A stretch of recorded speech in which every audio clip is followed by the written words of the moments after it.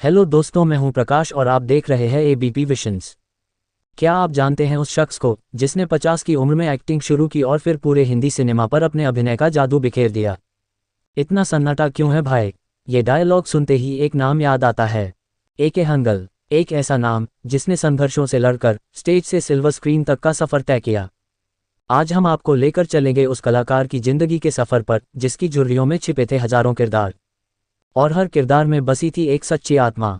तो इस वीडियो को अंत तक जरूर देखें, क्योंकि ये कहानी है हौसले, संघर्ष और सिनेमा के एक सच्चे सिपाही की। और हाँ, अगर आपको हमारा ये वीडियो पसंद आए तो लाइक करें, अपने दोस्तों के साथ शेयर करें। कमेंट करके हमें बताएं कि आपको ए.के. हंगल का कौन सा किरदार सबसे ज़्यादा पसंद आया। और ऐसे ही दिल को छू लेने वाली कहानियों के लिए हमारे चैनल को सब्सक्राइब करना न भूलें। ए.के. हंगल ने हिंदी सिनेमा में अपनी दमदार अधिकारी के दम पर अलग अलग किरदार निभाया, दर्शकों का खूब मनोरंजन किया था। भले ही आज वह हमारे बीच नहीं है, लेकिन उनके जरिए निभाए गए हर एक किरदार आज भी दर्शकों को अच्छी तरह से याद है। खासकर शोले के रहीम चाचा बनाकर ए.के. हंगल ने दर्शकों के दिल पर अमिट छाप छोड़ी। शोले के अलावा भी कई फिल्मों में दमदार किरदार निभाकर ए.के. हंगल ने हिंदी सिनेमा को एक महान अभिनेता दिया था। ये जानकर आपको हैरानी होगी कि दिवंगत अभिनेता ने 50 साल की उम्र के बाद बतौर अभिनेता अपना करियर शुरू किया था और कम समय में ही उन्होंने फिल्मों में अदाकारी का जादू चला हिंदी सिनेमा में अभिनय का सिक्का जमा लिया था। ए.के. हंगल का पूरा नाम अवतार किशन हंगल था। अभिनेता का जन्म 1 फरवरी 1914 को पाकिस्तान के सियालकोट पंजाब में हुआ था और उन्होंने पूरा बचपन पेशावर में बिताया। वह एक कश्मीरी पंडित परिवार से संबंध रखते थे। ए.के. हंगल ने बचपन से ही अपनी जिंदगी में तमाम संघर्ष किए थे। ए.के. हंगल ने अपनी पत्नी के निधन के बाद अपने बेटे की अकेले ही परवरिश की थी। हंगल साहब 18 वर्ष के थे जब उन्होंने नाटकों में अभिनय करने की शुरुआत की थी। उन्होंने 1936 से 1965 तक स्टेज अभिनय भी किया था।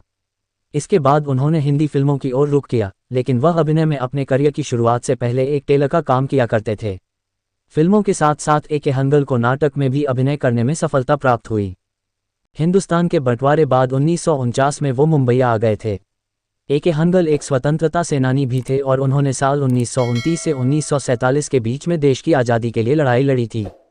इसी दौरान उन्हें कराची की जेल में 3 साल बिताने पड़े थे। इसके बाद जब वह जेल से बाहर आए और उसके बाद अपने पूरे परिवार के साथ मुंबई शिफ्ट हो गए थे। उसके बाद उन्होंने अभिनय की शुरुआत की। उन्हें एक्टिंग का शुरू से ही शौक था। अरे रुकिए जनाब, ये कहानी अधूरी छोड़ दी तो यकीन मानिए, एक ऐसे कलाकार की जिंदगी का वो पहलू मिस कर देंगे जो शायद ही कहीं और देखने को मिले। ए.के. हंगल जैसे लीजेंड की पूरी कहानी जानना हर सिने प्रेमी के लिए ज़रूरी है। तो अगर आप भी सच्चे फिल्म लवर हैं तो वीडियो को अभी स्किप मत कीजिए, पूरा देखिए, दिल से महसूस कीजिए। और अगर अब तक आपने लाइक, शेयर, कमेंट और सब्सक्राइब नहीं किया है तो अभी कर दीजिए, क्योंकि ऐसे अनसुने किस्से हम आपके लिए हर बार लेकर आते रहेंगे। ए.के. हंगल ने 50 साल की उम्र में फिल्म तीसरी कसम से अपने करियर की शुरुआत की थी। इससे पहले तक वह स्टेज शो किया करते थे। 50 साल से ज़्यादा की उम्र होने के कारण उन्होंने बड़े बुजुर्ग के किरदार मिला करते थे, जिसमें उन्होंने अपने अभिनय से जान डाल दी थी। फिल्म शोले के रहीम चाचा अपने अनूठे अंदाज और बेहतरीन अभिनय के लिए याद किए जाते हैं। शोले फिल्म में उनका एक डायलॉग, इतना सन्नाटा क्यों है भाई, आज भी बहुत मशहूर है। ए.के. हंगल की यादगार फिल्मों में नमक हराम, शोले, बावर्ची, छुपा रुस्तम, अभिमान और गुड्डी शामिल हैं। फिल्म शौकीन में भला उनकी भूमिका को कौन भूल सकता है, जिसमें उन्होंने एक सेवानिवृत्त रसिक बूढ़े शख्स का रोल किया था।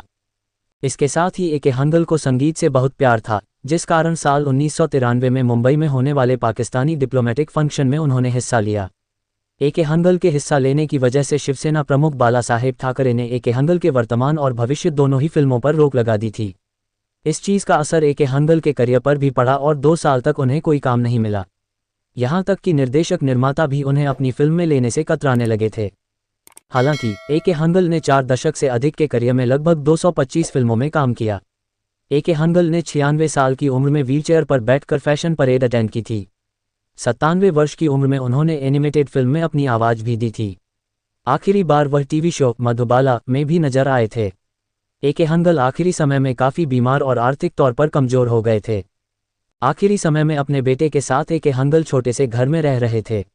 ए.के. हंगल की जिंदगी में एक समय ऐसा भी था जब उनके पास दवाई खरीदने तक के पैसे नहीं थे।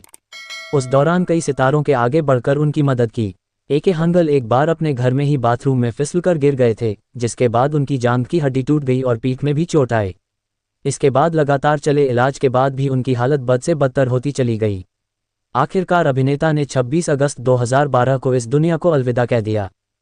ए.के. हंगल साहब चले गए, लेकिन उनके निभाए किरदार आज भी जिंदा हैं।